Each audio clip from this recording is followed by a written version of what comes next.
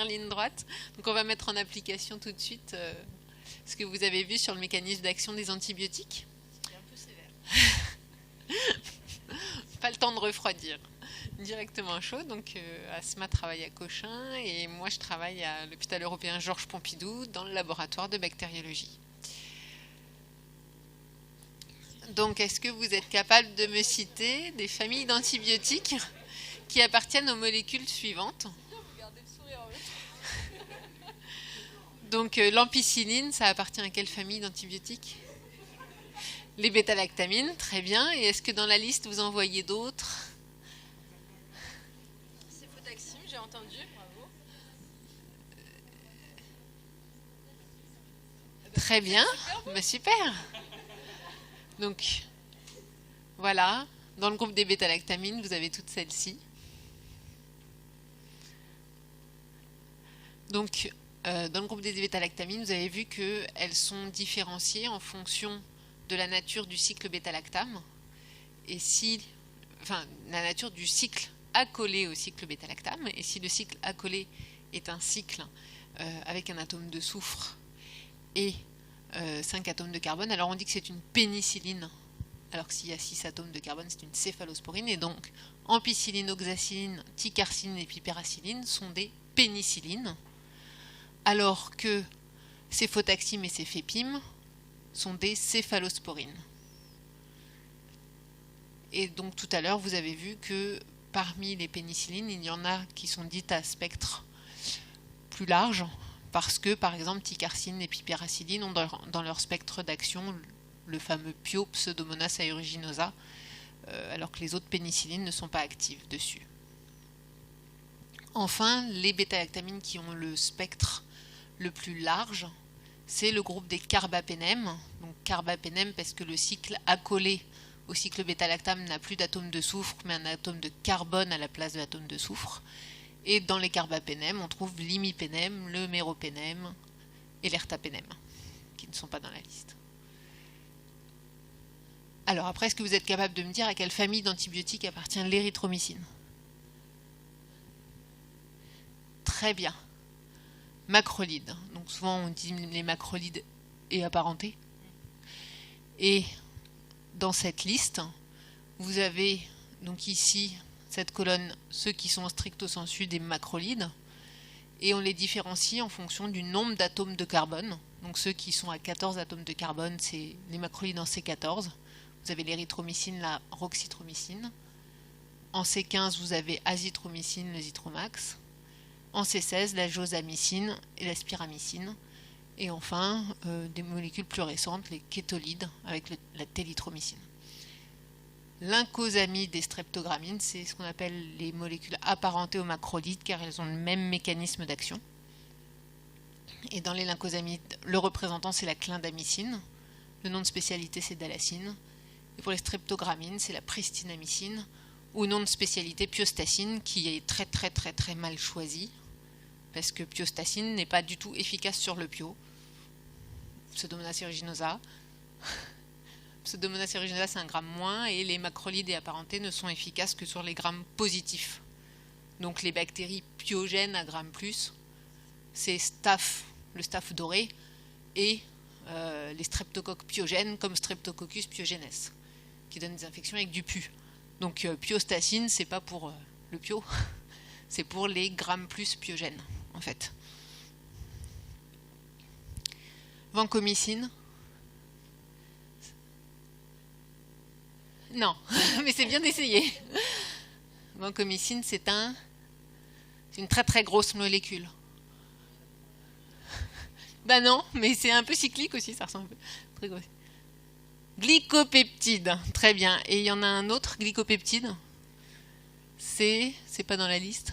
C'est là. Dans les glycopeptides qu'on utilise, c'est à l'hôpital, hein, parce que c'est pas utilisé en ville. C'est vancomycine et théicoplanine. Donc c'est des molécules qui sont uniquement utilisées par voie parentérale, parce qu'elles passent pas le tube digestif. Donc si on les utilise par voie orale, c'est qu'on veut décontaminer le tube digestif en fait. Ça n'aura qu'une action locale.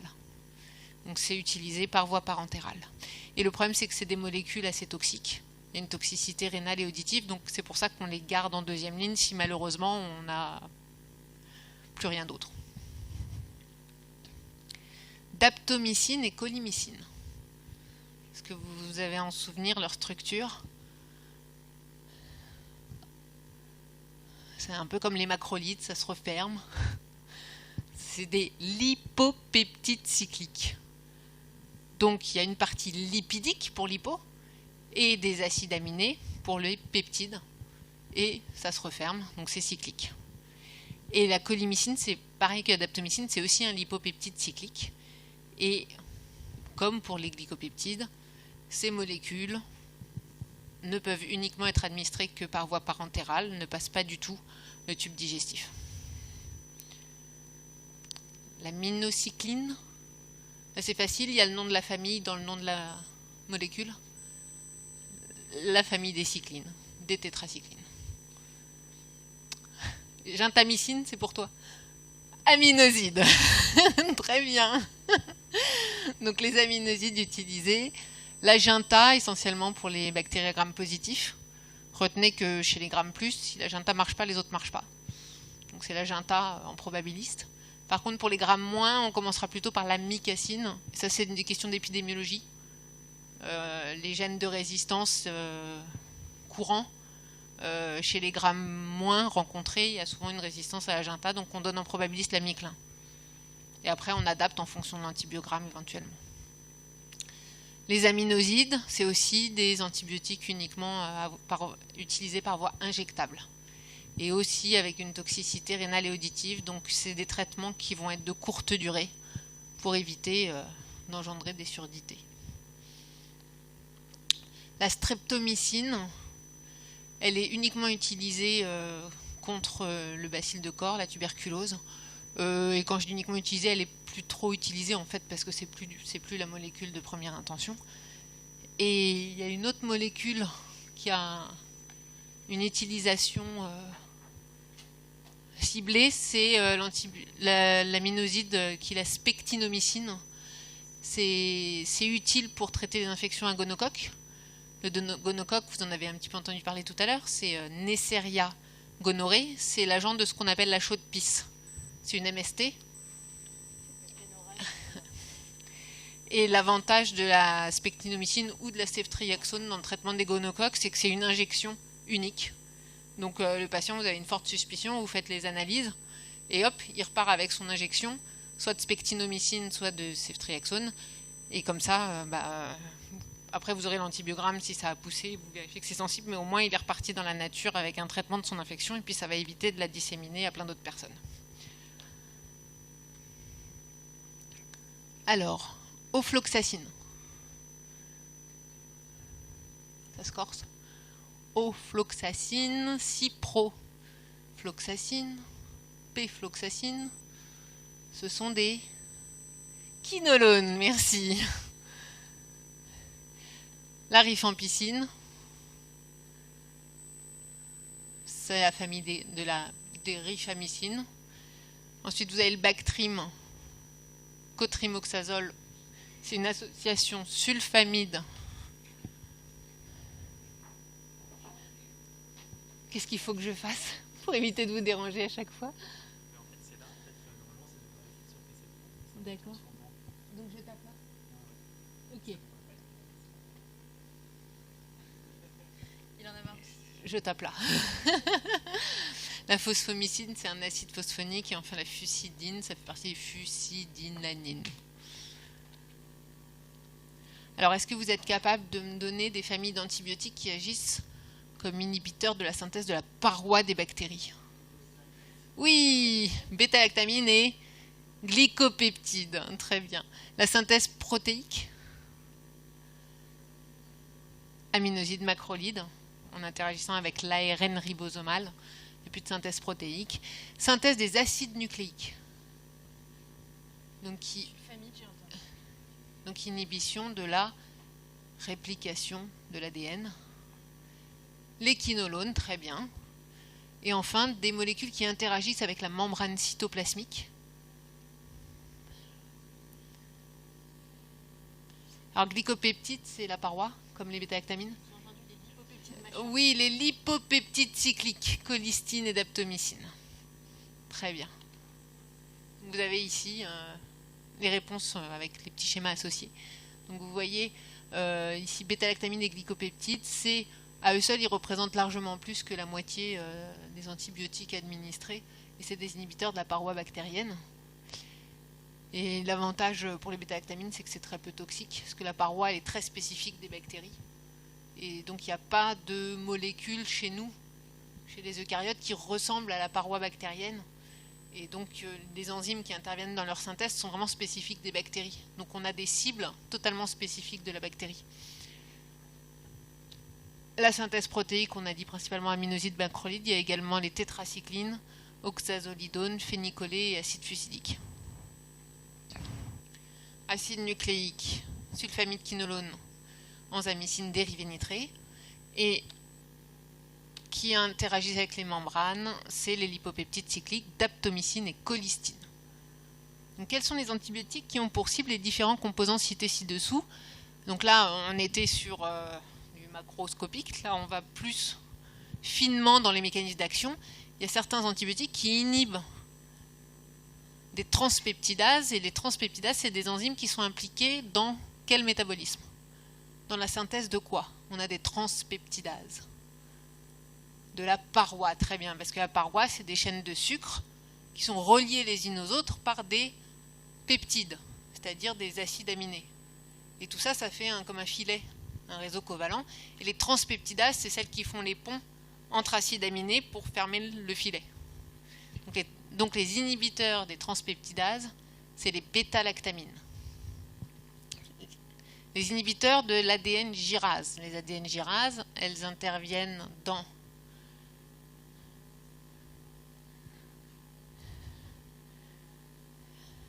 oui, la réplication.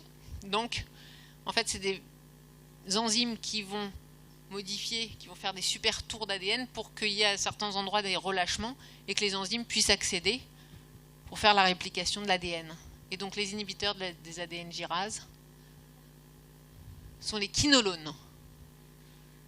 Alors, l'ARN polymérase, c'est quoi? C'est une enzyme qui va, à partir de l'ADN, produire de l'ARN.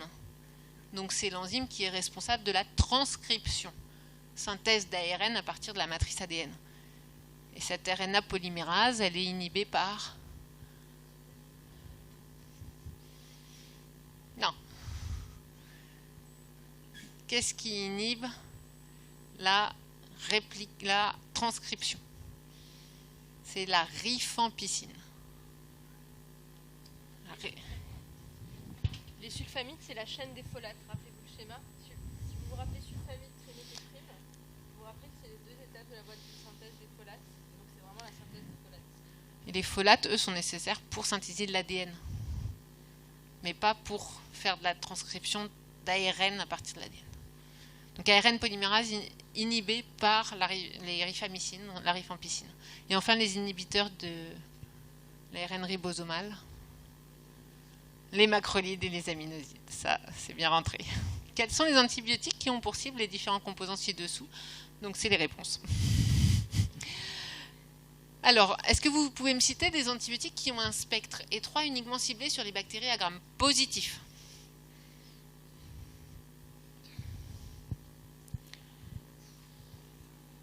Alors,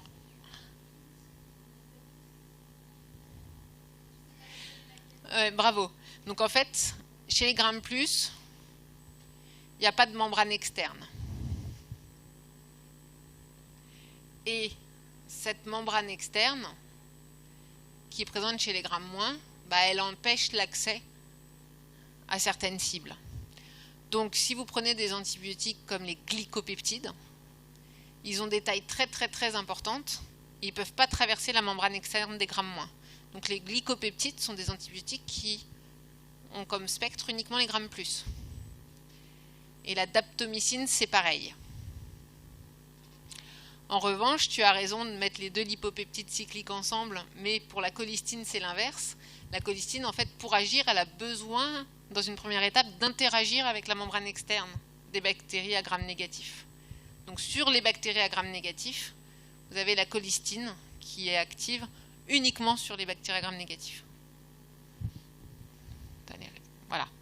Donc ici, vous avez glycopeptide qui ne peut pas traverser cette membrane externe et daptomycine non plus, qui ont des spectres étroits uniquement anti-Gram+. A l'inverse, la colistine, elle interagit avec ce qu'on appelle le LPS, le lipopolysaccharide, qui est ici ancré dans la membrane externe. Donc elle n'est active que sur les grammes moins. Citez les différents mécanismes biochimiques qui permettent à une bactérie de devenir résistante à un antibiotique. Alors, non, la conjugaison, c'est un mécanisme génétique. Ce qu'on vous demande, c'est les mécanismes biochimiques, c'est-à-dire qu'est-ce que la bactérie fait à l'antibiotique. Bien, ça fait une. Modification de la cible, très bien. Imperméabilité, très bien, il en manque un.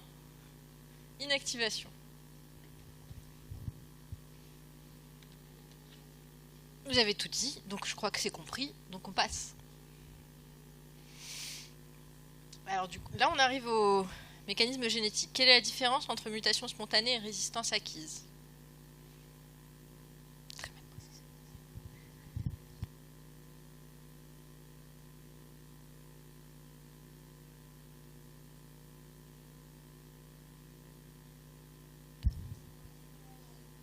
Alors, c'est bien de discuter entre vous, mais on peut bien profiter aussi, ça a l'air pas mal. Alors ? Bon, nous concédons que la question est très bizarrement posée. Est-ce que vous êtes d'accord qu'une mutation spontanée peut entraîner une résistance acquise? Oui. Est-ce que vous êtes d'accord que ce n'est pas nécessairement le cas? Aussi. Si tu veux que je leur dise d'autres. Dans ce contexte, la résistance par production... Ce qu'il fallait entendre, c'est l'acquisition de matériel génétique exogène. Ça vient du coup. Alors, dans ce contexte, la résistance par production d'une bêta-lactamase est-elle généralement acquise? Du coup, je vais dire autrement, est-ce qu'il y a d'autres mécanismes que la mutation spontanée qui entraînent la résistance acquise? Oui, lesquels? Par quel mécanisme génétique on entend? Qu'est-ce qui se passe dans le génome? Alors, la transmission verticale, ça, c'est la mutation qui pourra être transmise verticalement. Et du coup, il existe un autre mécanisme à la fois de transmission et de résistance. La conjugaison, ça veut dire quoi? Qu'est-ce qui se passe? Il se passe que la bactérie acquiert du matériel génétique exogène. C'était ça en gros. Et on peut acquérir du matériel génétique exogène sans forcément passer par un mécanisme de conjugaison. La conjugaison est un des exemples d'acquisition de matériel génétique exogène. Je suis pas sûre qu'on ait. Merci. Donc on va répéter du coup. Il n'y a pas que la conjugation comme mécanisme de résistance, comme mécanisme d'acquisition de matériel génétique exogène. Il y en a d'autres. La transformation, par exemple. Dans ce contexte, la résistance par production d'une bêta-lactamase est-elle généralement acquise?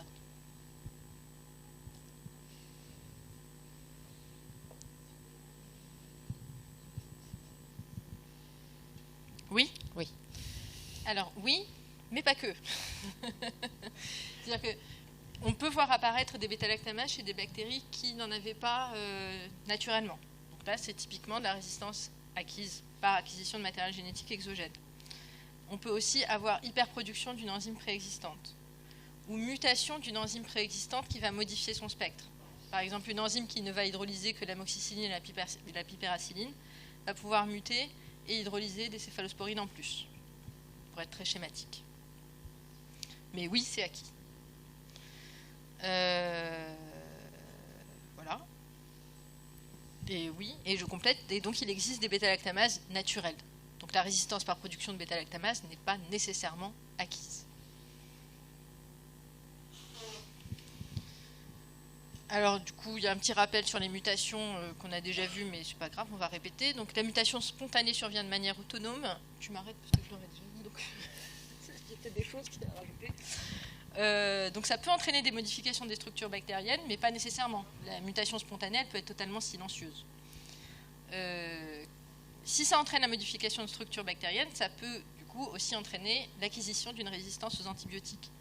Donc il peut y avoir mutation des cibles et perte d'affinité, mutation des systèmes de transport et imperméabilité, mutation des systèmes, mutation d'enzymes modificatrices, donc élargissement de leur spectre, c'est ce dont on vient de parler, et des mutations dans des systèmes de régulation d'expression des gènes, avec surexpression d'enzymes, surexpression de pompes d'efflux, qui vont du coup se mettre à effluer beaucoup plus, et donc on va voir apparaître des résistances par efflux, là où des systèmes d'efflux existaient déjà, mais sans entraîner de résistance parce qu'ils effluaient à très bas niveau.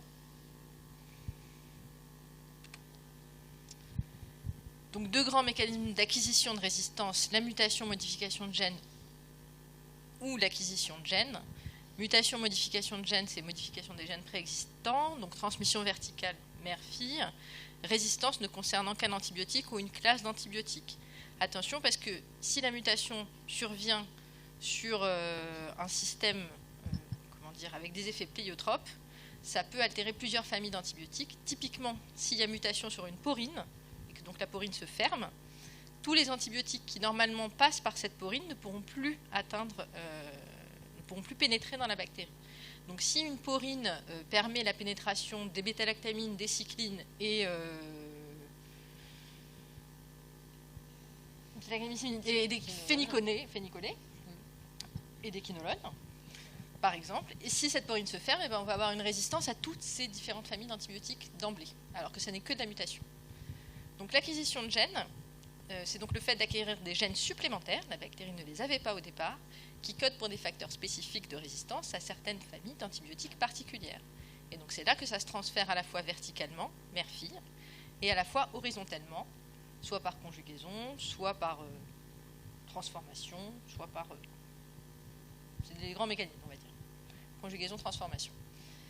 Et donc là, la multirésistance est fréquente, non pas parce qu'un gène va coder pour la résistance à plusieurs familles d'antibiotiques, mais parce que l'élément génétique mobile qui porte le gène va pouvoir porter ce gène et d'autres gènes, et donc plusieurs gènes de résistance à plusieurs familles d'antibiotiques différentes.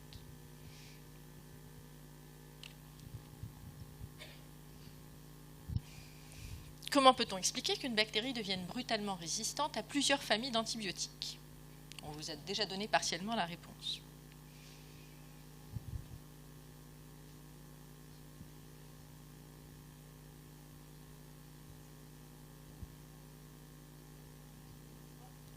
Donc l'effet pléiotrope dont on vient de parler, si on a une mutation qui intervient sur un système commun à plusieurs antibiotiques, ça c'est le premier. Le deuxième, dont on vient de parler aussi.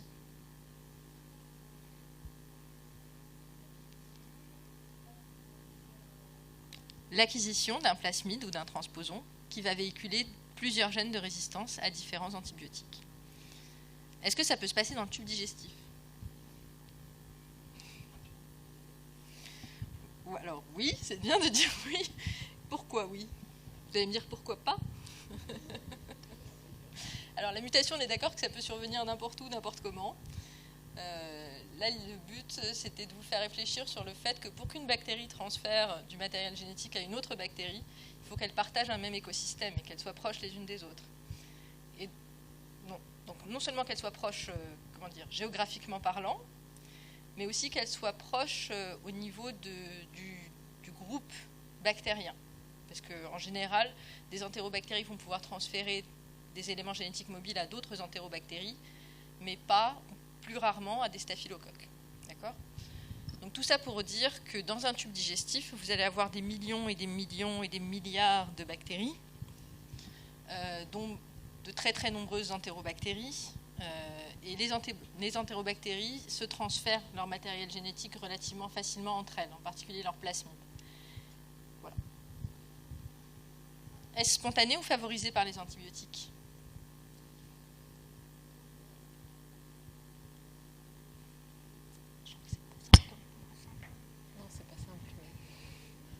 En fait, ce n'est pas l'utilisation d'antibiotiques qui va provoquer la transmission, mais le fait d'utiliser l'antibiotique, vous allez éradiquer la population sensible et enrichir, du coup, la population qui a un mécanisme de résistance. Et donc, si le transfert a lieu, ça va favoriser la survie de la bactérie qui a acquis le gène de résistance. Vous voyez pourquoi c'est une conséquence indirecte de l'utilisation de l'antibiotique. Ce n'est pas l'antibiotique qui va faire que ça va se transférer, mais l'antibiotique va enrichir la flore digestive en entérobactéries qui ont acquis le gène de résistance. Donc c'est à la fois spontané et favorisé, sélectionné en fait. Voilà, c'est une sélection de l'événement et il faut favorable à la survie de la bactérie. Oui, et il faut garder à l'esprit que ça peut survenir à chaque fois que vous prenez un antibiotique par voie orale par exemple. Comme je vous le disais, la clairance des antibiotiques, elle peut être assez longue. Et donc on peut retrouver des concentrations de cet antibiotique dans le tube digestif très longtemps après une prise unique d'un antibiotique par exemple. Ça a été démontré pour les quinolones. Et donc ces concentrations subinhibitrices vont pouvoir sélectionner des populations résistantes. En fait, c'est les deux. Oui. C'est à la fois spontané et favorisé.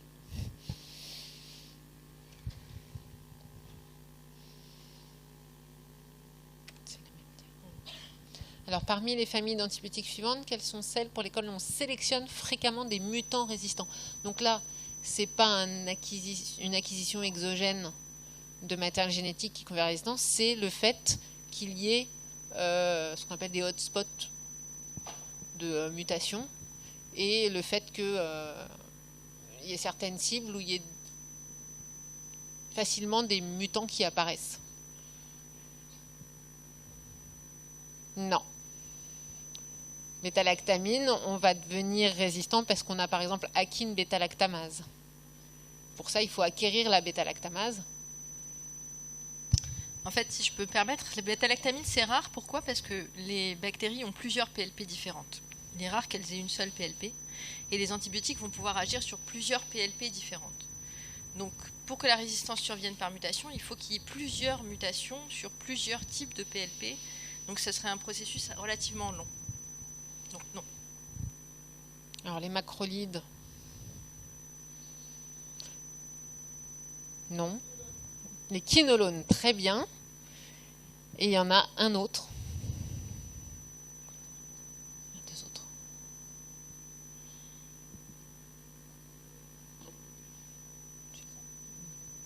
Donc, les deux autres, c'est la rifampicine et la fusidine.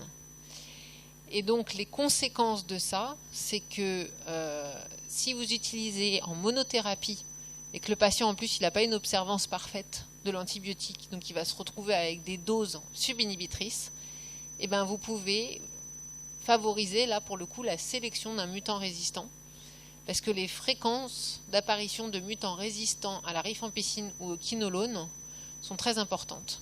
Donc il ne faut jamais utiliser la rifampicine en monothérapie. Il ne faut jamais sous-doser ces antibiotiques-là. Alors là encore, j'ajoute, pourquoi ces antibiotiques-là? Parce que pour la plupart, la cible est unique, ou alors il y en a peu. La rifampicine, ça cible l'ARN polymérase, il y en a une seule copie. Donc une mutation, ça peut entraîner une résistance. Les quinolones, ça cible les gyrases ou les topoisomérases. Il y a 2 enzymes en 2 sous-unités, ça fait que 4 copies. Donc une mutation, ça entraîne déjà un premier niveau de résistance. Pareil pour la fusidine, une seule cible. Et pour la phosphomycine, c'est une enzyme de synthèse très précoce du peptidoglycane et elle est en une seule copie. Donc une mutation égale résistance. Plus, pour la phosphomycine, c'est aussi le système de transport qui est muté. Alors le nombre de bactéries présentes au site de l'infection est-il important ou non pour le processus de sélection de la résistance? Très important. Donc si la fréquence d'apparition d'un mutant résistant, c'est environ 1 sur 10 puissance 6 bactéries, bah, si vous avez un inoculum à 10 puissance 4, 10 puissance 5, la chance que vous ayez un mutant résistant dans la population, elle est faible. Alors que si vous avez un inoculum très important, à plus de 10 puissance 9 bactéries dans le foyer, avec possiblement une mauvaise diffusion de l'antibiotique dans l'abcès, par exemple, et bien là, la chance de sélection d'un mutant résistant, elle est très très très très élevée. Donc c'est pour ça que macrolides et quinolones sont à ne jamais donner en monothérapie, surtout sur pardon, j'ai dit. Oh là là, rifampicine et quinolone ne sont surtout pas à donner en monothérapie sur des débuts d'infection avec inoculum fort. Un abcès ou le début d'un traitement anti-BK alors qu'il y a une nécrose caséeuse bourrée de bactéries. Là, vous êtes sûr qu'il y a des mutants résistants à la rifampicine et que vous l'utilisez en monothérapie, bah, il est grillé. Voilà. Donc là, le nombre de bactéries présentes au site de l'infection est-il important ou non? C'est ce que je vous ai dit oralement diffusé. Si vous avez un inoculum très important de 10 puissance 9 bactéries, donc la rifampicine, vous voyez la probabilité de mutant spontané, elle est environ de 1 sur 10 puissance 4. Donc vous aurez jusqu'à 10 puissance 5 CFU que si vous prenez la pénicilline G, la fréquence elle est inférieure à 1 sur 10 puissance 9. Donc les chances de sélection d'un mutant sont quasi inexistantes avec une bêta-lactamine. Et le fait de faire des associations d'antibiotiques permet d'éviter l'émergence de mutants résistants. Parce qu'il faut multiplier les fréquences des deux pour arriver à un double mutant, je dirais. Donc c'est des événements rarissimes. C'est d'où un intérêt d'association d'antibiotiques. Donc il n'y a pas que l'intérêt de prévenir l'émergence de mutants résistants quand on associe les antibiotiques, c'est aussi que quand on n'a pas encore les résultats d'un antibiogramme, eh bien on a un élargissement de spectre. Donc quand vous faites ce qu'on appelle le traitement empirique, votre patient est malade, on fait les prélèvements, ensuite on démarre l'antibiothérapie parce qu'il est en choc septique et que si vous attendez d'avoir les cultures et les résultats des antibiogrammes, il a le temps de mourir. Donc on va immédiatement démarrer l'antibiothérapie et entre guillemets à l'aveugle, le fait de mettre une association, ça va élargir le spectre. Si vous avez des infections polymicrobiennes, ce qui est le cas par exemple pour les infections digestives et gynécologiques puisqu'il y a une flore commensale très riche, eh bien on a tout intérêt à utiliser des molécules qui ont un spectre large, puisque là de toute façon on a affaire à une infection avec plein de bactéries différentes et plein d'espèces différentes. Donc dans le tube digestif vous avez à la fois des grammes plus et des grammes moins, donc on a tout intérêt à mettre des molécules qui vont agir sur les deux. Oui. C'est une bonne question. C'est le moment donc d'arriver à la juste prescription des antibiotiques. Quand on prescrit un antibiotique, d'abord il faut être sûr que c'est pour une infection bactérienne, ou en tout cas il faut avoir une forte probabilité de chance que ce soit une infection bactérienne. Il faut toujours réduire le spectre au maximum. Donc mettre tous les antibiotiques qui existent, on est mal parti pour réduire le spectre. Il faut toujours utiliser les molécules connues. Et il faut toujours utiliser le traitement le moins coûteux, ce qui va souvent avec les molécules connues parce que les plus anciennes. Mais il faut surtout ne jamais oublier qu'il faut réduire son spectre au maximum. Donc certes, il y a des moments, typiquement dans les infections polymicrobiennes ou des infections graves, où on est tenté d'utiliser en tout cas d'avoir une couverture relativement large. Mais il faut quand même raison garder et ne pas taper tous azimuts, puisqu'on va complètement annihiler la flore du patient, ce qui est néfaste pour lui. On sait que les traitements antibiotiques à long terme peuvent avoir des conséquences néfastes sur tout un tas de choses. En particulier, ça peut ça peut entraîner des colites à Clostridium, ça peut totalement modifier la flore digestive du patient et son microbiote globalement, et donc entraîner des pathologies type asthme, obésité, il y a tout un tas de choses en cours sur le sujet. Et puis, ça peut sélectionner des résistances. Et c'est comme ça en fait qu'on arrive à sélectionner des bactéries multirésistantes, à force de donner des antibiotiques à large spectre qui ont des spectres trop larges. Et bien sûr, chaque molécule a des effets secondaires. À part les bêta-lactamines où soit on est allergique, soit on ne l'est pas, sinon qui sont quand même globalement assez peu toxiques. Sinon tous les autres ont des toxicités. On a vu les glycopeptides, toxicité rénale, les aminosides, ça peut en tour. Vraiment tous, la cholistine, n'en parlons pas, c'est pareil, c'est très toxique. Donc la rifampicine, ça peut avoir des effets secondaires hépatiques. Donc chaque molécule que vous rajoutez, il y a toujours le fait de doser bénéfices et risques. Chaque fois qu'on ajoute un médicament, on peut entraîner des effets secondaires et il faut que le bénéfice suspecté soit supérieur au risque qu'on fait encourir au patient de rajouter une molécule. Donc si votre patient est en choc septique très grave, le fait de faire les prélèvements, mettre cette antibiothérapie à large spectre en associant 2 voire 3 antibiotiques, le temps de documenter puis le plus rapidement possible de rétrocéder est justifié par le fait qu'on va éviter son décès. Parce que si on choisissait un seul antibiotique qui n'était pas actif, on risque malheureusement d'avoir le décès du patient. Mais si les conditions ne justifient pas, si votre patient il a comme symptôme une angine, eh ben, on va réfléchir à quelles sont les bactéries les plus fréquemment responsables de l'angine. C'est le Streptococcus pyogenes et on va cibler l'antibiothérapie sur ça. D'accord ? Donc si c'est une péritonite, là c'est le tube digestif qui se déverse dans le péritoine, forcément c'est polymicrobien. Et si en plus il est en choc septique, ben, on va entre guillemets dégainer plusieurs antibiotiques pour avoir un spectre très large et avoir une action très rapide. Et ceci étant, donc on sait que dans une péritonite, on a en effet tout le tube digestif du patient qui se déverse dans son péritoine, mais on sait aussi que toutes les bactéries n'ont pas le même pouvoir pathogène. Elles ne vont pas toutes rendre le patient malade. Donc d'abord, il est illusoire d'imaginer qu'on pourra être actif sur toutes, parce qu'il y en a vraiment, enfin, le nombre d'espèces est invraisemblable, et que surtout, ça ne sert à rien. Certaines ne le rendront pas malade. Il ne fera jamais de bactériémie à Lactobacillus plantarum. Enfin, faut vraiment être très très très immunodéprimé pour faire une bactériémie à lactobacille. C'est la bactérie du yaourt. Enfin, voilà. Donc voilà, il faut quand même cibler quoi qu'il arrive. Et le dernier argument, c'est que les antibiotiques il va y avoir des interactions entre les différents antibiotiques. Certains vont être synergiques, mais certains vont être antagonistes. Et donc en additionnant des antibiotiques, on pourra finalement réduire leur activité, si on ne les choisit pas bien. Et dans le cas qu'on a raconté, ce qui traitera réellement le patient, c'est l'acte chirurgical. Donc ça n'est qu'un support au traitement pour éviter de passer le cap, pour permettre de passer le cap difficile. Et une fois qu'il y aura eu la chirurgie et qu'on aura la documentation pour adapter les antibiotiques. Ça va ? Je pense que vous êtes convaincus. Donc voilà, et le dernier c'est effet synergique ou antagoniste. Donc il y a certaines molécules qui sont connues pour avoir un effet synergique, par exemple bêta-lactamine, aminoside. Les bêta-lactamines, elles agissent sur la paroi, donc elles vont altérer l'intégrité de la paroi de la bactérie, et les aminosides, leur cible est à l'intérieur du cytoplasme. Et donc on sait que si on associe la bêta-lactamine et l'aminoside va pouvoir encore mieux accéder à sa cible, et c'est deux antibiotiques qui tuent, donc, et qui ont un effet synergique.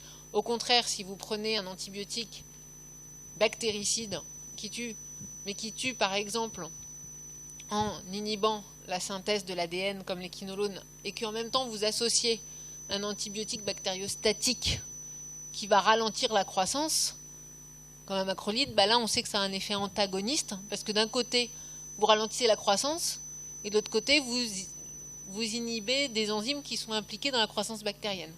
Donc c'est des stations qu'on ne fait pas. Et donc, bon, éviter l'échec thérapeutique ou diminuer la durée du traitement. Le fait d'avoir une synergie, donc une bactéricidie très rapide en associant par exemple un aminoside avec une bêta-lactamine, va permettre de réduire drastiquement l'inoculum de départ, et ensuite d'avoir une durée de traitement plus courte. Parmi les antibiotiques suivants, quels sont ceux qui sont actifs sur les pneumocoques? Alors, pénicilline G. Oui, non? Pneumocoque. Streptococcus pneumoniae. Les streptocoques, globalement, ils sont très sensibles aux bêta-lactamines. Donc, la pénicilline G, oui, c'est un antibiotique de choix contre le pneumocoque. L'oxacilline, c'est pas l'antibiotique de choix contre le pneumocoque. Les CMI sont beaucoup moins bonnes que la pénicilline en fait. L'oxacilline, son intérêt, c'est qu'elle n'est pas hydrolysée par la bêta-lactamase des Staph aureus. Donc, c'est plutôt un anti-staph. Colistine. Le spectre d'action de la colistine, ce lipopeptide cyclique. Son spectre d'action, c'est uniquement les bactéries à gram négatif. Alors, qu'est-ce que c'est le streptocoque pneumoniae? C'est un coccygramme positif. Donc la colistine ne marche pas du tout. L'acide nalidixique. Alors, je vais vous aider, le nom de spécialité de l'acide nalidixique, c'est négramme. Négramme, gramme. Neg, ça marche que sur les grammes moins. Donc, pas le pneumocoque. Érythromycine, c'est un macrolide. Ça marche bien sur le pneumocoque. Rifampicine, ça marche aussi. Et la vancomycine, spectre d'action des glycopeptides, les bactéries à gram positif. Donc la vancomycine est active sur le pneumocoque. Voilà. Donc là, vous avez les mêmes molécules avec leur famille. Donc les bêta-lactamines, c'est des inhibiteurs de la synthèse de la paroi en inhibant les PLP qui sont des transpeptidases. Glycopeptide, c'est aussi un inhibiteur de la synthèse de la paroi. Quinolone et rifampicine, des inhibiteurs de la synthèse des acides nucléiques. Aminosides, macrolides apparentés, tétracycline, phénicol inhibent la synthèse des protéines. Et enfin le Bactrim qui inhibe la synthèse des acides foliques qui sont nécessaires à la synthèse de l'ADN. Ici, vous avez les pourcentages de sensibilité des différentes familles d'antibiotiques sur le pneumocoque. Donc, il y a un petit 30% de souches pas parfaitement sensibles aux bêta-lactamines. Donc, on appelle ça les pneumocoques de sensibilité diminuée à la pénicilline. Mais globalement, les bêta-lactamines sont efficaces sur le pneumocoque. Et en fait, le problème de cette sensibilité diminuée aux bêta-lactamines, c'est surtout pour les méningites, parce que les doses d'antibiotiques qui passent dans les méninges sont beaucoup plus faibles que celles qui passent dans le poumon ou dans le sang. Donc c'est un souci pour les méningites à pneumocoque. Mais pour la pneumopathie franche-lobaire aiguë due à pneumocoque, les bêta-lactamines marchent. Les glycopeptides, il n'y a pas de résistance aux glycopeptides décrites à ce jour chez les pneumocoques. Donc c'est pour ça qu'une méningite grave, le fait de mettre un glycopeptide, on est sûr que dans son spectre d'action, il y a le pneumocoque. Les quinolones antipneumococciques, donc pas le Negram, pas la cinaidixique, mais la lévofloxacine par exemple, marche bien sur les pneumocoques. 99% des souches y sont sensibles. Pareil pour la rifampicine. Pas de résistance décrite à la gentamicine. Donc, entre parenthèses, il est marqué en association parce que sur les streptocoques, les aminosides ne marchent pas si vous n'associez pas un inhibiteur de la synthèse de la paroi. Donc, il faut associer forcément soit une bêta-lactamine, soit un glycopeptide à un aminoside parce que les streptocoques ont une résistance naturelle de bas niveau aux aminosides. Les macrolides et apparentés, vous voyez que normalement ça marche. Le problème, c'est qu'il y a des résistances acquises relativement fréquentes, puisque vous n'avez qu'une seule chance sur deux que votre traitement marche quand on donne un macrolide. Donc en fait, on donne des bêta-lactamines. Le problème, je l'ai évoqué tout à l'heure pour les bêta-lactamines, c'est que certaines personnes sont allergiques à la pénicilline ou à l'amoxicilline. Donc chez les personnes allergiques, les macrolides sont une bonne alternative thérapeutique, mais là, il vaut mieux avoir l'antibiogramme, parce que vous n'avez qu'une chance sur deux que ça marche. Tétracycline, 65% des souches sensibles. Phénicolé, 90%, mais chloramphénicol, c'est plus utilisé en clinique dû à sa toxicité. Ça donne des aplasies médulaires. Enfin, le Bactrim, 60% des souches sensibles. Donc là, pareil, on a intérêt quand même à vérifier que ça marchait avec l'antibiogramme. Et on ne le donnera pas en probabiliste sur les infections graves. Les pneumocoques peuvent-ils devenir résistants aux bêta-lactamines ? Vous avez vu qu'il y a quand même environ 30% de souches qui ne sont pas parfaitement sensibles. Donc oui. Et vous connaissez par quel mécanisme ? Eh ben non. Chez pneumocoque, il n'y a pas de bêta-lactamase. Chez tous les streptocoques, par ailleurs. Ça n'existe pas les bêta-lactamases chez les streptocoques. Je crois que c'était toi tout à l'heure qui avait évoqué l'acquisition de la résistance par un autre mécanisme que la conjugaison. La transformation. En fait, les streptocoques, d'une manière générale, sont des bactéries qui sont transformables. C'est-à-dire qu'elles peuvent être transformées par de l'ADN qui est dans leur environnement. Donc, s'il y a des streptocoques morts autour de lui, il y a de l'ADN. Et l'ADN, il va... Ah, je suis sûre qu'il y est. Ben, l'ADN, il va transformer la bactérie, c'est-à-dire passer la paroi, passer dans le cytoplasme, et par recombinaison homologue, des régions qui se ressemblent, va pouvoir faire ce qu'on appelle des PLP mosaïques. Donc il va être transformé par de l'ADN d'un autre streptocoque, donc qui n'est pas très éloigné, assez proche, Et ça va donner des gènes mosaïques où si on séquence, on trouve la séquence du pneumocoque sur une partie, puis tout d'un coup ça devient la séquence d'un streptocoque mitis. Puis après on revient à la séquence du pneumocoque. Donc c'est mosaïque. Or, dans la flore oropharyngée, dans la salive, vous avez des milliers, des millions de streptocoques. Et ceux qui vivent avec nous, ceux de la flore oropharyngée, ont des niveaux de sensibilité aux bêta-lactamines moindres que les pneumocoques. Parce que ça fait très longtemps qu'ils connaissent l'amoxicilline, voilà. Entre autres. Et donc vous avez ici, par exemple, la séquence génétique d'une PLP sensible d'un pneumocoque. Et puis vous avez de l'ADN qui code pour la PLP d'un streptomyces. Cette PLP, elle a un peu moins d'affinité pour les bêta-lactamines. Et vous voyez ici ce que je vous racontais, que par recombinaison homologue, eh bien, on va pouvoir avoir sur une partie de la séquence de cette PLP une séquence qui provient d'un streptocoque mitis, et en plus, quelques mutations par-ci par-là vont être à l'origine de l'apparition d'un pneumocoque de sensibilité diminuée aux bêta-lactamines.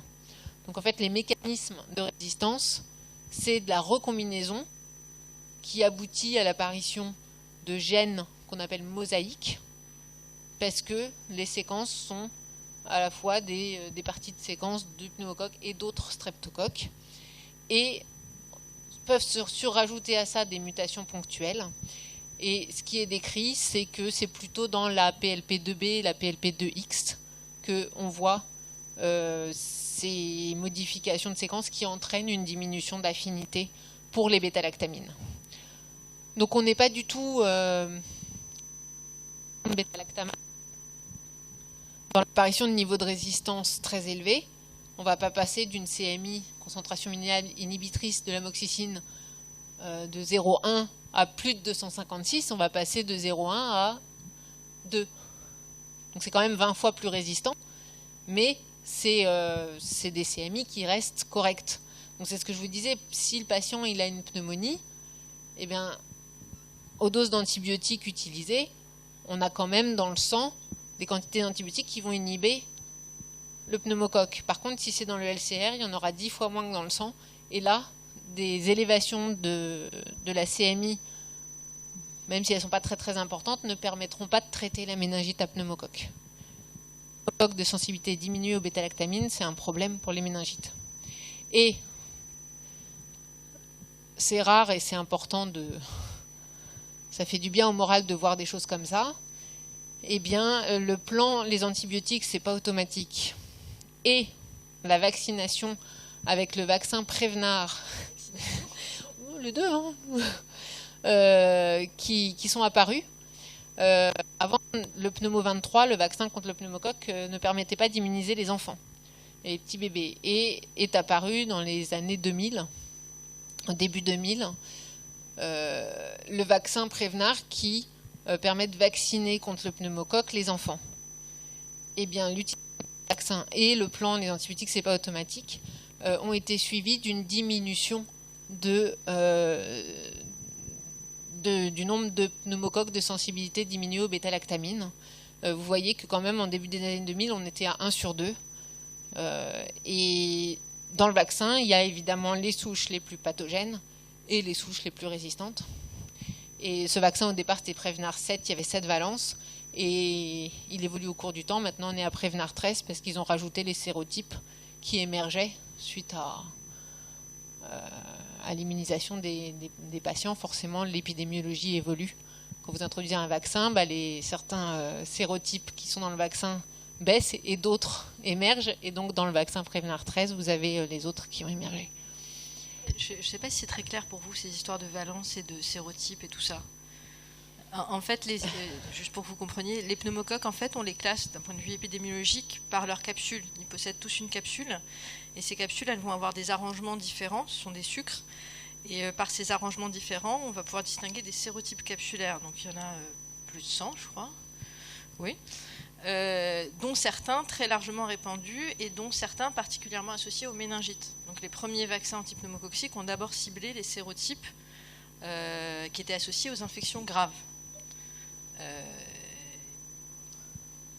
Donc c'est ce qu'on appelle le Prévenir 7, 7 valences, parce qu'il y avait 7 sérotypes capsulaires qui étaient ciblés. Maintenant, on est à 13 sérotypes capsulaires ciblés.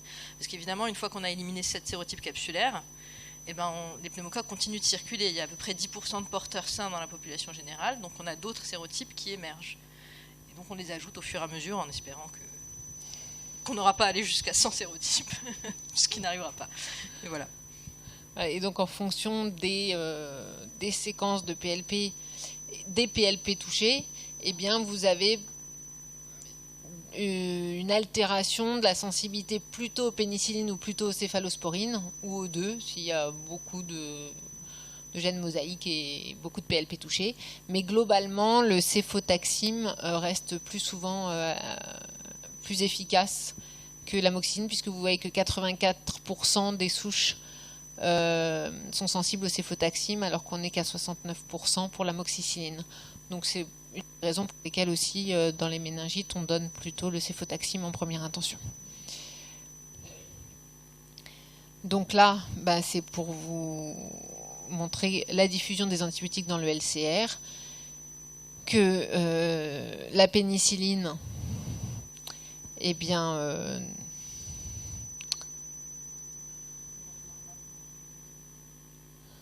où est-ce que je compte pas, c'est le 1. C'est pas un rapport. Ah oui, voilà. Parce que je me disais, le rapport 1 pour 1 ne me va pas. Donc, vous voyez qu'il y a normalement que 1% du taux plasmatique qu'on retrouve dans le LCR. Alors, entre guillemets, l'avantage dans les méningites, c'est comme les méninges sont inflammés, il y a un tout petit peu plus d'antibiotiques qui passent dans les cas des méningites dans le LCR que s'il n'y a pas de méningite. Donc sinon, vous avez certains antibiotiques qui passent beaucoup mieux dans le LCR que l'autre. Donc les bêta-lactamines, c'est de 10 à 40% quand même pour les C3G en cas de méningite. Le Bactrim, lui, il passe bien, mais le problème du Bactrim, c'est que c'est un antibiotique bactériostatique et pas bactéricide. Dans les infections graves, on cherche à tuer les bactéries et pas juste à inhiber leur croissance. Les quinolones, ça passe pas trop mal. Et le chloramphénicol, alors lui, c'est son grand intérêt, c'est qu'il passe très bien dans les méninges, mais du fait de sa toxicité, il est plus trop utilisé. Donc les pneumocoques peuvent devenir résistants aux bêta-lactamines, oui, par modification des cibles, qui sont les PLP. Et ces PLP, qu'on appelle mosaïques, une fois qu'elles ont été modifiées, sont modifiées par transformation. Et il y a d'autres bactéries que les streptocoques qui peuvent être transformées et chez lesquelles on peut voir apparaître des PLP mosaïques, c'est les Neisseria. Donc Neisseria meningitidis, qui est aussi un agent pathogène responsable de méningite.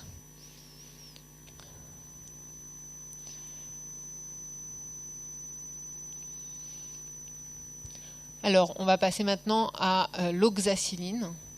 Alors, l'oxacilline, c'est aussi une bêta-lactamine qui appartient à la famille des pénicillines. Et je l'ai évoqué tout à l'heure, elle est utilisée pour une espèce particulière. Donc c'est un spectre relativement étroit, puisque l'oxacilline ne marche pas sur les grammes moins. C'est un anti-staph. Un bon anti-staph, pourquoi? Parce que c'est une pénicilline qui n'est pas substrat de sa bêta-lactamase. Donc tous les staphes dorés qu'on appelle méthicilline sensibles, oxacilline et méthicilline sont deux pénicillines du groupe M. Donc quand vous entendrez oxa-R ou méthi-R, c'est la même chose en fait. Donc laquelle espèce c'est le staph aureus? Et quel est le pourcentage de résistance en ville? Donc est-ce qu'en ville, ce qu'on appelle le SARM pour Staph aureus résistant à la méthicilline est quelque chose de fréquent? Non, c'est très rare. Il y a moins de 5% de résistance à l'oxacilline en ville. Par contre, à l'hôpital, on est entre 10 et 20%. Là aussi, c'est une jolie victoire. Je ne sais pas s'il y a la courbe. Non. On était dans les années, début des années 2000 aussi, à près de 50% de SARM, surtout dans les services de réanimation à l'hôpital. Et l'utilisation de solutés hydroalcooliques et toutes les procédures d'hygiène pour éviter ce qu'on appelle les infections nosocomiales ont vraiment permis de faire diminuer l'incidence des infections à SARM dans les hôpitaux. Donc ça, pareil, vous futurs médecins, c'est vraiment l'application des mesures d'hygiène mises en place qui ont permis d'éviter la dissémination de ce qu'on appelle ces BMR pour bactéries multirésistantes, parce que qui dit SARM dit Staph aureus résistant à toutes les bêta-lactamines. Donc on va être obligé d'utiliser une autre famille d'antibiotiques comme les glycopeptides, et on a vu que les glycopeptides c'était forcément par voie injectable et beaucoup plus toxique qu'une bêta-lactamine. Alors donc une souche sauvage de Staph doré qui n'a pas du tout acquis de mécanisme de résistance aux antibiotiques, elle est sensible à toutes les bêta-lactamines, aux pénicillines, aux céphalosporines, aux carbapénèmes. Malheureusement, ces souches-là, elles sont très rares, puisqu'il y a moins de 10% des souches qui sont sauvages.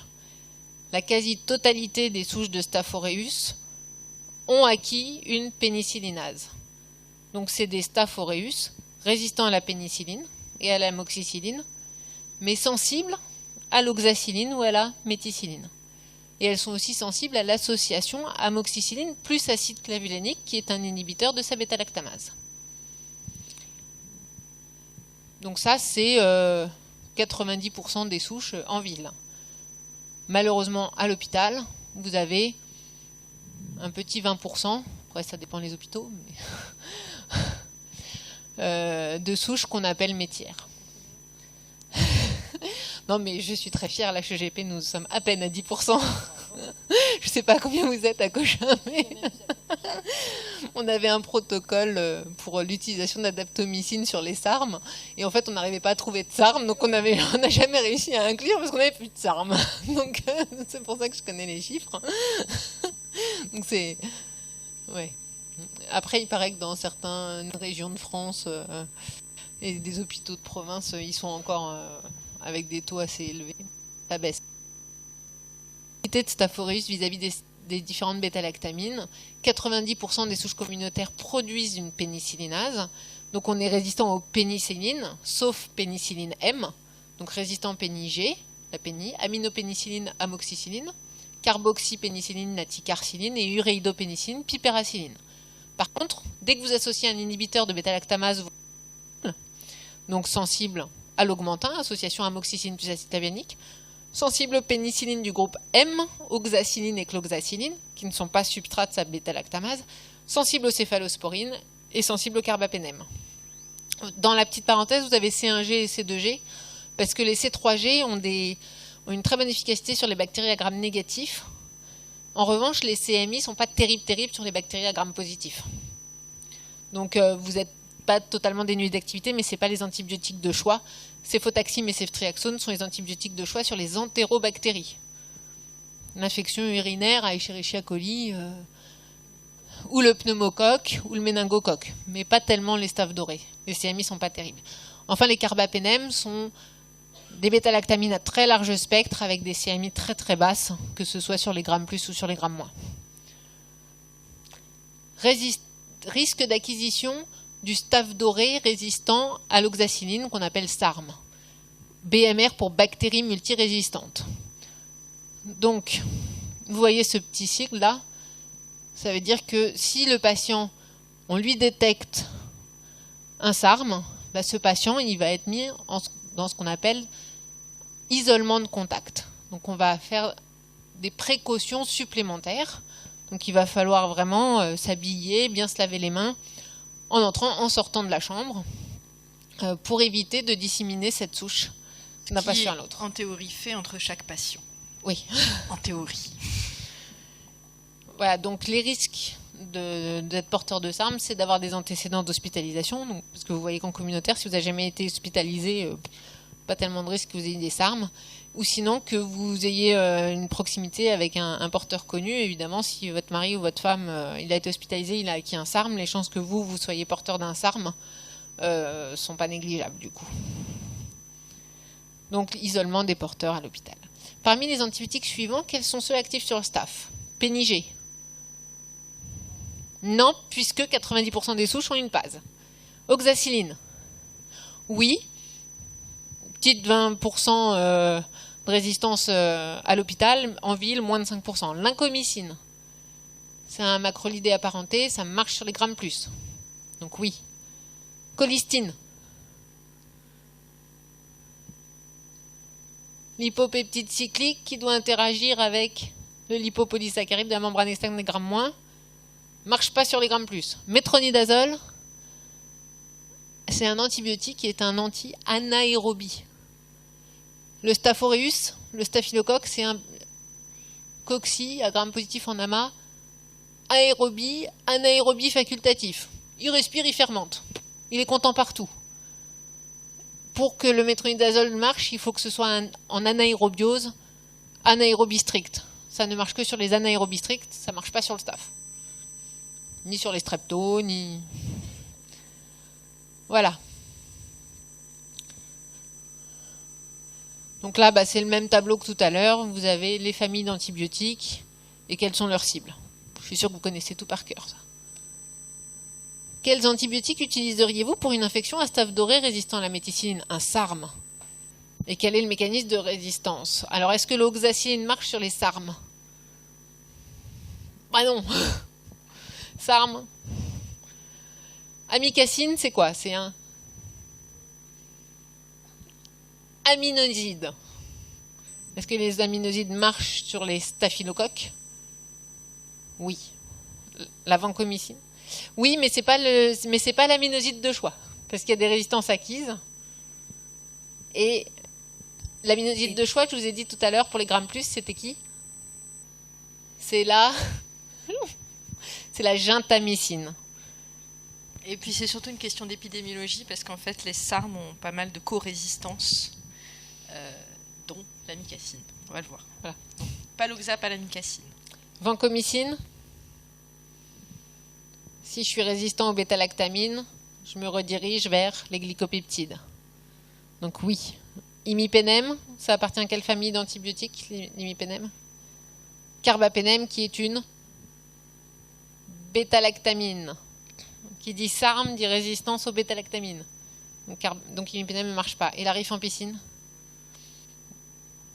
Oui. Voilà. Et le mécanisme... Donc là, ce n'est pas une modification des PLP, c'est une acquisition d'une PLP supplémentaire, une PLP surnuméraire. Et cette PLP-là, elle a un petit nom. Elle s'appelle la PLP2A, et elle n'a pas d'affinité pour les bêta-lactamines. Donc en fait, vous avez ici les PLP qui sont des enzymes qui ont leur motif catalytique qui est vers l'extérieur de la membrane cytoplasmique pour pouvoir faire la synthèse de la paroi vers l'extérieur. Eh bien, quand vous êtes SARM, vous avez acquis un gène qui s'appelle MECA. Et ce gène MECA code pour une PLP qui s'appelle la PLP2A, qui est une PLP qui a une très faible affinité pour les bêta-lactamines, la quasi-totalité des bêta-lactamines, ce qui entraîne une résistance croisée à toutes les bêta-lactamines.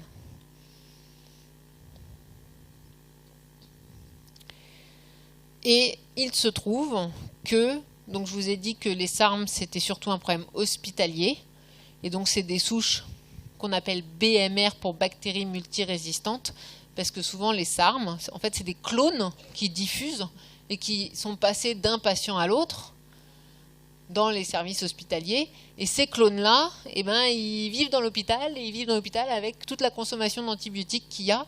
Et ils ont souvent des résistances aussi à d'autres familles que les bêta-lactamines. D'où leur nom BMR pour bactéries multirésistantes. Et souvent, il y a des gènes de résistance donc aux aminosides. Mais c'est pas l'enzyme qui entraîne une résistance à la GINTA, la plus fréquente.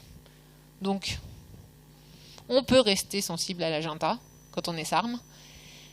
Il y a fréquemment associé des gènes de résistance aux macrolides. Et souvent, ces clones-là, ils ont des mutations dans les girases. Ce qui fait que c'est des clones, la plupart, quasi 100%, sont résistants au quinolone. Vraiment, c'est l'arme SARM lévoaire, c'est presque tous. Tu voulais dire autre chose là-dessus? C'est pareil pour, en général, 80% des SARM vont être résistants à calamicine, tobramycine, amicacine. Il va rester que la gentamicine parmi les aminosides. Voilà. Chez les bactéries, maintenant on va passer aux bactéries à grammes négatifs. Donc chez les bactéries négatifs, les bêta-lactamines, eh bien là, pour atteindre leur cible qui sont les PLP, elles doivent traverser la membrane externe. Et pour traverser la membrane externe, elles passent par quoi? Par le lipopolysaccharide, les porines ou les phospholipides? Les porines, qui sont des protéines qui font des pores, qui permettent le passage. Je vais juste totalement conclure sur les SARM. Pourquoi est-ce qu'on les classe parmi les BMR et pourquoi est-ce qu'on en fait tout un foin? Et pourquoi on insiste autant sur la résistance aux antibiotiques? Parce que donc typiquement les SARM en milieu hospitalier, c'est à peu près 20% des staphes dorées.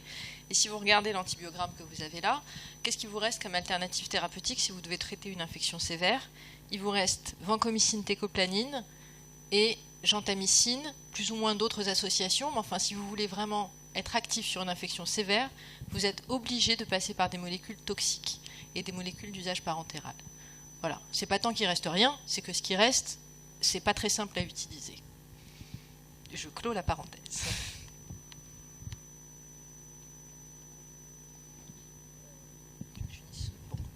Bon, bref, du coup les porines, vous avez compris, donc les porines sont des protéines qui s'insèrent dans la membrane externe des bactéries à gram négatif, qui vont permettre donc le passage à la fois des antibiotiques mais aussi des nutriments en fait qui vont être utiles à la croissance de la bactérie.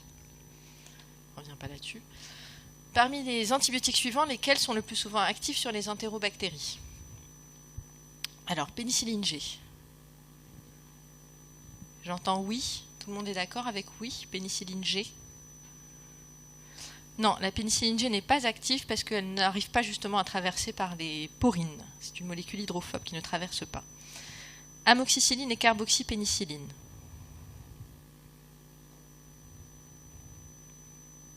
Amoxicilline, bactéries à gram négatif, entérobactéries.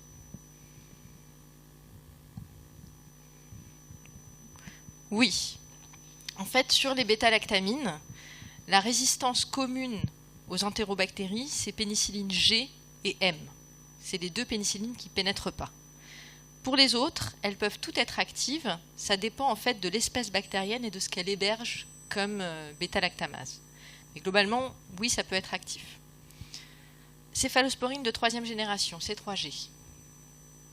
Est-ce que c'est actif sur les entérobactéries? Oui, ce sont les bêta-lactamines de choix.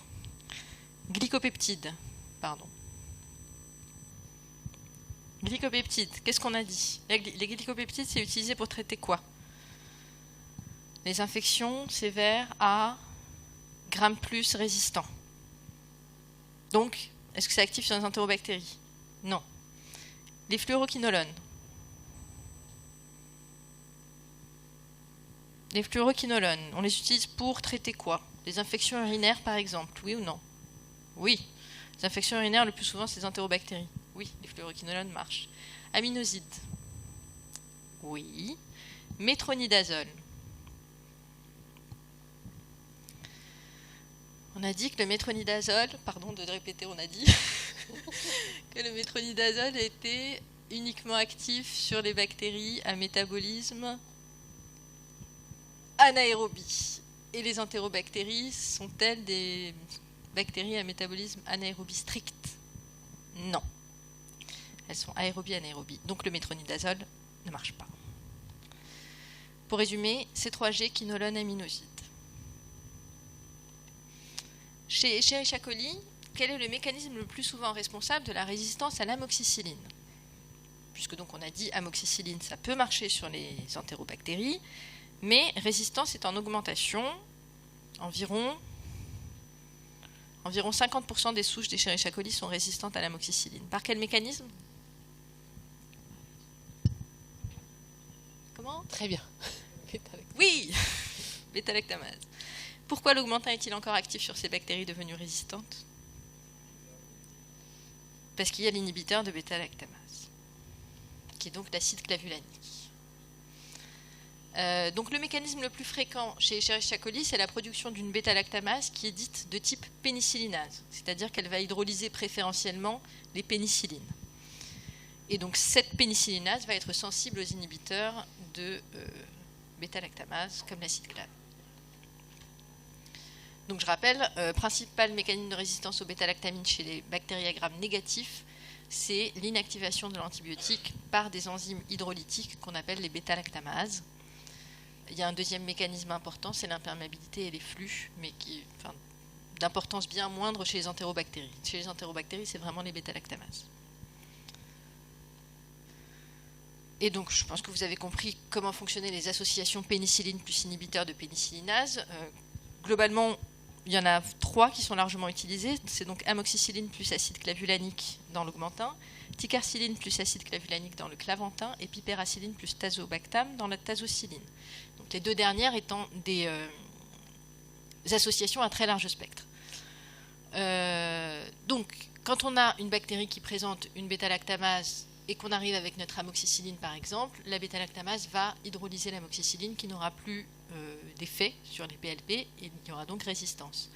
Si on arrive avec notre inhibiteur de bêta-lactamase plus l'amoxicilline, l'inhibiteur de bêta-lactamase va se lier de façon irréversible et compétitive à la bêta-lactamase.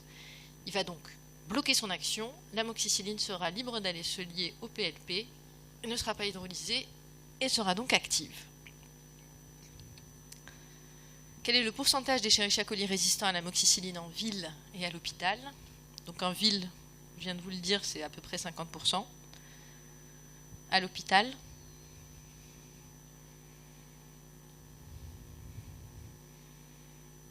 c'est plus, c'est moins, c'est pareil?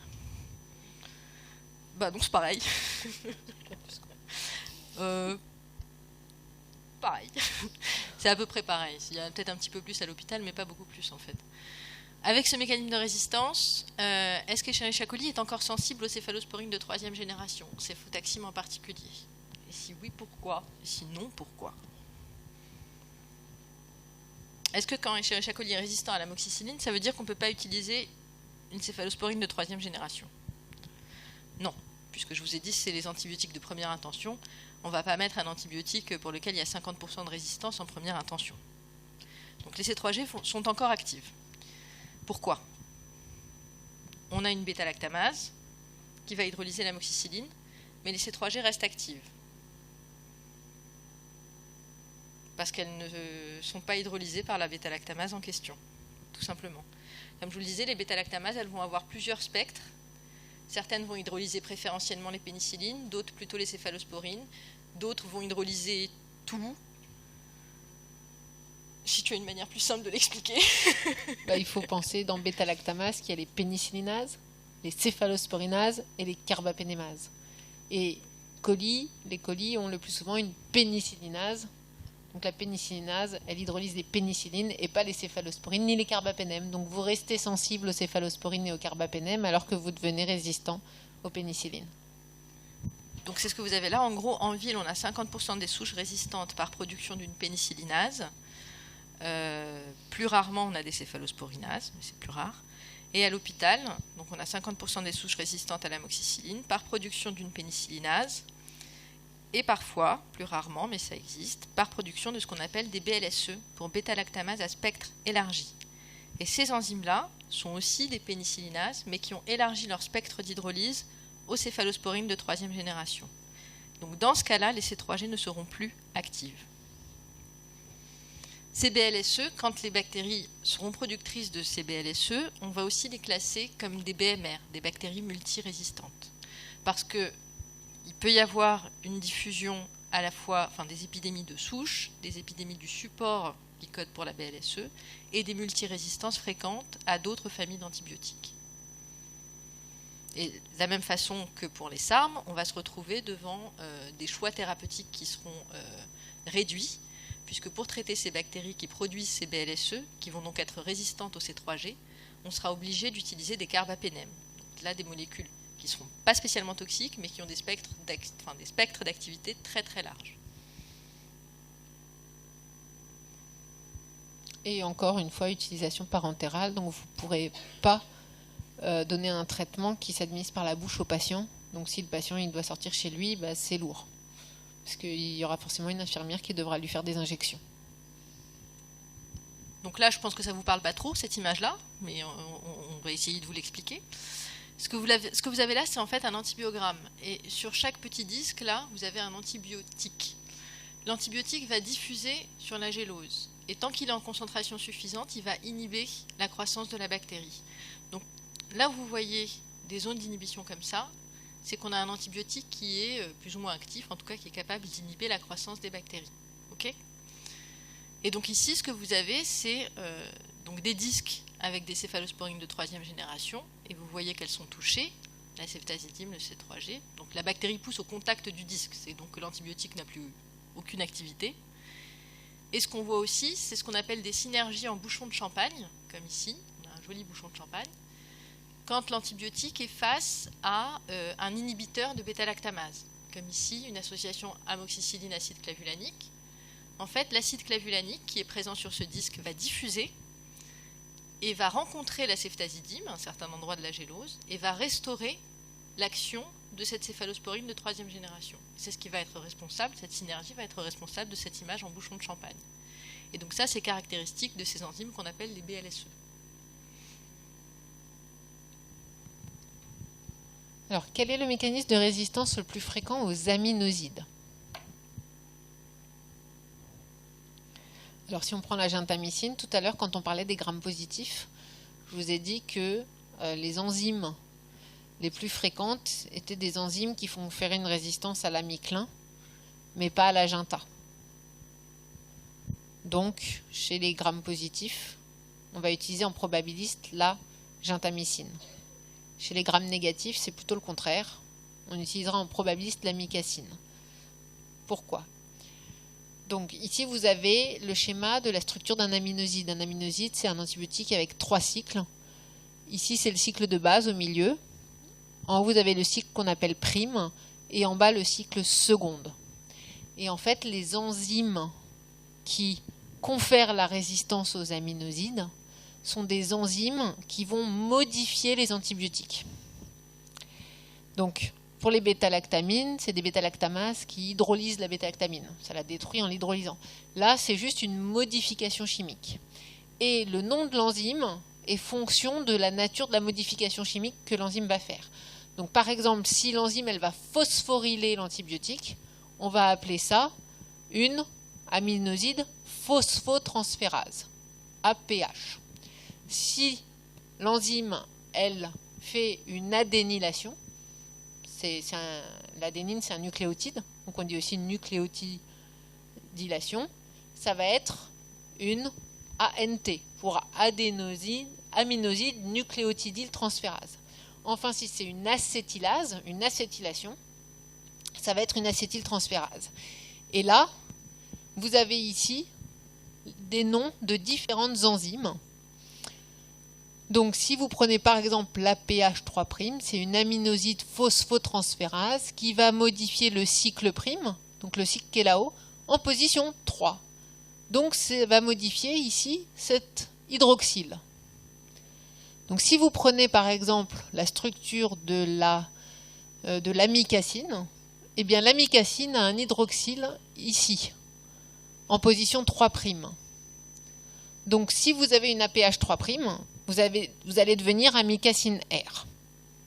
En revanche, chez la gentamicine, eh bien ici, à cette position, vous avez un CH3. Et le CH3 n'est pas modifiable. La phosphorylase ne pourra pas phosphoryler s'il y a un CH3 à cette position. Donc ça vous explique que la gentamicine est un aminoside qui ne sera pas substrat de la PH3'. Donc en fonction de l'enzyme que vous avez acquis, eh bien, vous allez modifier une position différente de l'aminoside.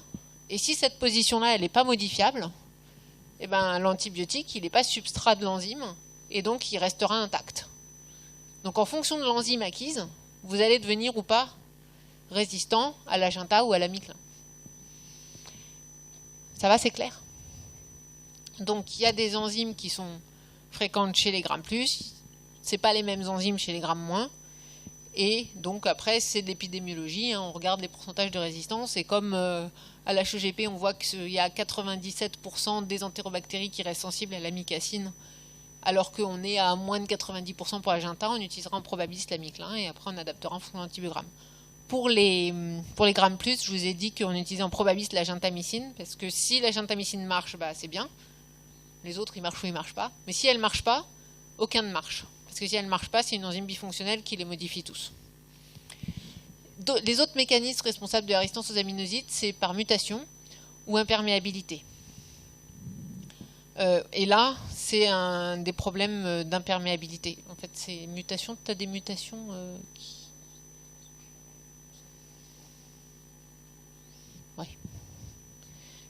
qui donnent ouais. C'est ça. En fait, c'est des mutations qui font que les bactéries vont moins utiliser le métabolisme aérobie et vont plutôt cultiver en anaérobiose et fermenter. Et si on a dit, enfin non, je sais pas si ça vous a été dit avant. En fait, les aminosides ne marchent pas sur les bactéries anaérobies parce que leur cible est à l'intérieur de la bactérie. Et pour pouvoir passer la membrane cytoplasmique, elles utilisent le gradient de protons. Elles utilisent des transporteurs qui utilisent comme énergie le gradient de protons généré par la chaîne respiratoire. Et si vous n'avez pas de chaîne respiratoire, l'aminoside, il ne va pas pénétrer. Donc, aminoside ne marche pas sur les bactéries anaérobies strictes. La résistance au quinolone est enzymatique, vrai ou faux? Le principal mécanisme de résistance au quinolone, c'est par modification de la cible, des mutations dans les girases. Donc c'est faux. Le mécanisme de résistance au quinolone chez Staph aureus et E. coli se ressemble. C'est pour les deux des mutations qui affectent la séquence des ADN girases. Donc c'est vrai. Vous avez ici schématiquement les topoisomérases. Donc les girases sont constituées de sous-unités GIR A et GIR B et les topoisomérases par C et par E.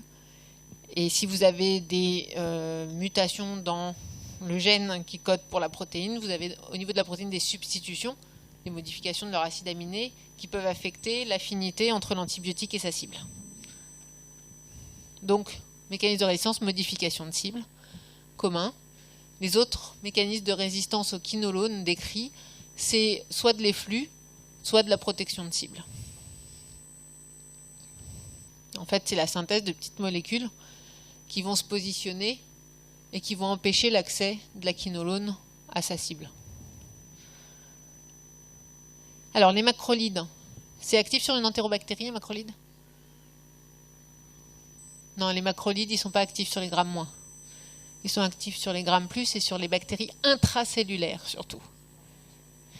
Ouais, c'est pas actif sur les entérobactéries, tu as raison. Légionnelle, c'est une bactérie intracellulaire et les macrolides sont des antibiotiques de choix pour traiter les légionnelloses. Staphylocoque, il existe des résistances acquises, mais sur un staphylocoque qui n'a pas de résistance acquise, les macrolides marchent. Chlamydia, oui, c'est des bactéries intracellulaires. Et mycoplasme, oui aussi, c'est des intracellulaires et les macrolides sont des antibiotiques de choix pour traiter les intracellulaires. Spectre d'activité des macrolides, les bactéries à grammes positifs, Staph, Strepto, Corinée, et donc pas les entérobactéries, mais certaines bactéries à grammes négatifs, dont Legionella et Helicobacter. Alors, les macrolides sont actifs sur les bactéries grammes positifs, certaines bactéries grammes négatifs. Le mécanisme de résistance à cette famille d'antibiotiques est-il enzymatique? Quand on dit mécanisme de résistance enzymatique, en fait, on sous-entend modification des antibiotiques. Soit hydrolyse, soit modification comme pour les aminosides.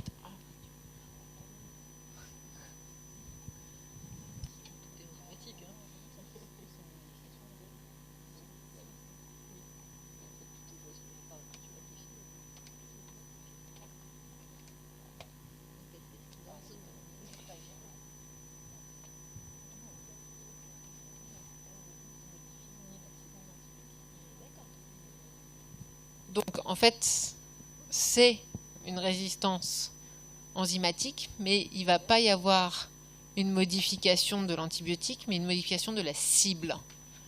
Et en fait, la résistance aux macrolides, elle est principalement due à l'acquisition de gènes qui codent pour des méthylases. Et cette méthylase, elle va méthyler l'ARN ribosomal.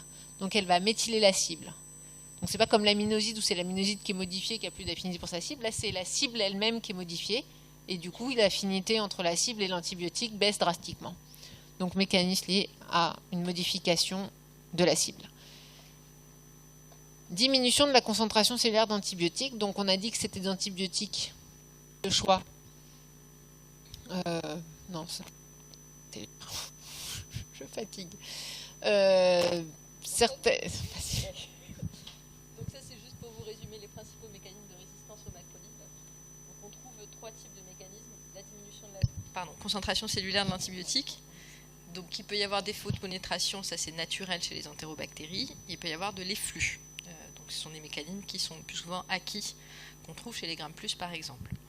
Il peut y avoir de l'inactivation de l'antibiotique, mais ça reste des mécanismes assez rares. Et en fait le mécanisme le plus fréquent, c'est l'altération de la cible bactérienne, donc la méthylation de l'ARN ribosomal 23S qui est la cible des macrolides. Je vous passe le reste. Parmi les antibiotiques suivants, quels sont ceux qui sont actifs sur les bactéries anaérobies? Les fluoroquinolones.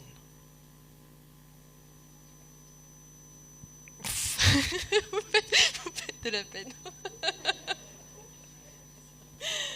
Alors, parmi les fluoroquinolones, il n'y a qu'une seule molécule active sur les anaérobies, c'est la moxifloxacine. Bon. Sinon, c'est vraiment un trou de leur spectre. Les aminosides. Les aminosides, non. Trou de spectre, anaérobie, jamais actif. Tétracycline. Si, ça peut être actif, les tétracyclines. Métronidazole. Oui. Association pénicilline inhibiteur de bêta-lactamase. Si. La pénicilline marche sur les anaérobies, il n'y a pas de problème. Et la clindamycine. La clindamycine, ça marche aussi sur les anaérobies. Alors, je vais corser la question, je vais vous demander, il n'y a pas de problème, quelle autre classe d'antibiotiques a dans son trou de spectre les anaérobies? Donc les bêta-lactamines, on a dit, ça marche sur les anaérobies, mais en fait les pénicillines marchent sur les anaérobies.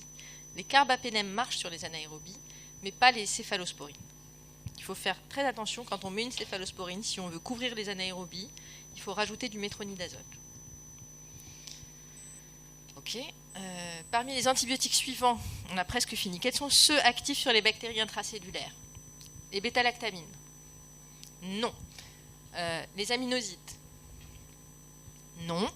On va voir pourquoi, mais ça, vous ne pouvez pas l'inventer. On va voir pourquoi. Macrolides et apparentés? Oui. Quinolone? Oui, c'est des antibiotiques de choix aussi pour les intracellulaires. Rifampicine? Oui, n'oubliez pas, c'est utilisé principalement pour le traitement de la tuberculose. La tuberculose est une bactérie à multiplication intracellulaire. Donc oui, rifampicine intracellulaire, oui. Tétracycline?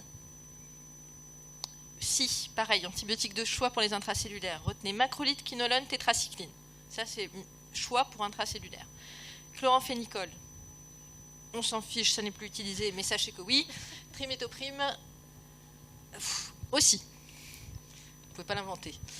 Alors, tout ça pourquoi? En fait, pour pouvoir être actif en intracellulaire, à savoir principalement sur Legionella pneumophila, donc qui est responsable de pneumopathie atypique, chlamydia, également pneumopathie atypique, mycoplasme, pareil, les mycobactéries, listeria. Donc, pour pouvoir être actif sur toutes ces bactéries-là, qui sont à multiplication intracellulaire, il faut que les antibiotiques puissent pénétrer dans la cellule et qu'une fois dans la cellule, ils soient encore actifs. Parce que le milieu intracellulaire n'a rien à voir avec le milieu extracellulaire. Ce n'est pas le même pH, ce n'est pas les mêmes nutriments, etc. Les bêta-lactamines, en fait, ne pénètrent pas dans les cellules. Donc, ça les élimine totalement dès qu'il s'agit d'intracellulaire. Et les aminosides peuvent pénétrer, mais s'accumulent dans les lysosomes, qui sont à pH acide, et donc vont être inactifs en intracellulaire. Donc, on ne peut pas les utiliser non plus en intracellulaire. Donc, parmi les antibiotiques, ceux qui ont une forte pénétration intracellulaire, donc ce sont les macrolides principalement, avec une concentration jusqu'à 10 fois supérieure au milieu extracellulaire et jusqu'à 100 fois pour l'azithromycine. Les lyncosamides, donc les apparentés aux macrolides, diffusent aussi dans la cellule. Les quinolones atteignent une concentration 4 à 10 fois supérieure au milieu extracellulaire. Et pour le reste, donc, ils pénètrent bien aussi. Donc, pour résumer, les antibiotiques actifs sur les bactéries à multiplication intracellulaire, macrolides, quinolones, tétracycline. Donc c'est vraiment ceux-là qu'on utilisera en première intention pour typiquement les pneumopathies atypiques. Rifampicine et éthambutol, donc les antituberculeux. Et voilà.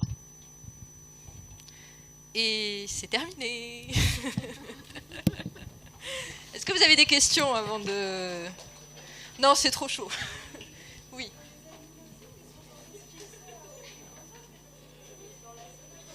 Dans la cellule. Oui, non mais le ribosome bactérien n'est pas le même que le ribosome Alors quand on parle eucaryote. intracellulaire, c'est dans les cellules de l'hôte, c'est les cellules eucaryotes. Donc c'est le passage de la membrane cytoplasmique d'une cellule de l'homme qui est infectée. D'accord ? Ok. Sinon c'est la bactérie. Je t'en prie.